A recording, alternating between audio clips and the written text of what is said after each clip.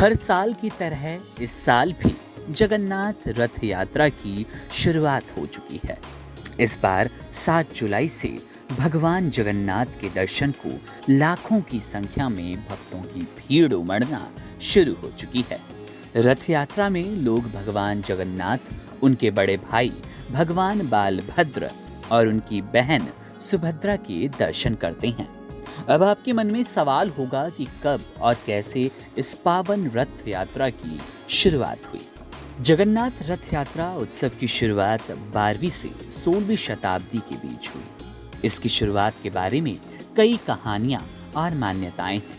कुछ लोग कहते हैं कि ये भगवान कृष्ण की अपनी मां की जन्मभूमि की यात्रा को दर्शाता है। दूसरों का मानना है कि इसकी शुरुआत राजा इंद्रोद्युमन से हुई, जिन्होंने कथित तौर पर अनुष्ठान किए थे।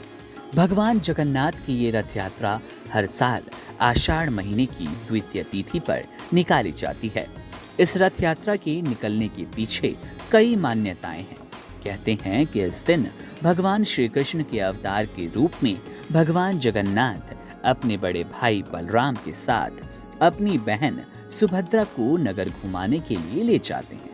ऐसा माना जाता है कि इतिहास में भगवान जगन्नाथ की बहन सुभद्रा ने नगर घूमने की इच्छा जाहिर की, जिसके बाद बहन की इच्छा पूरी करने के लिए भगवान जगन्नाथ ने 3 रथ बनवाए और सुभद्रा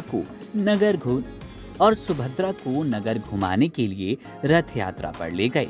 सबसे आगे वाला रथ भगवान बलराम का, बीच वाला रथ बहन सुभद्रा का और सबसे पीछे वाला रथ भगवान जगन्नाथ का होता है।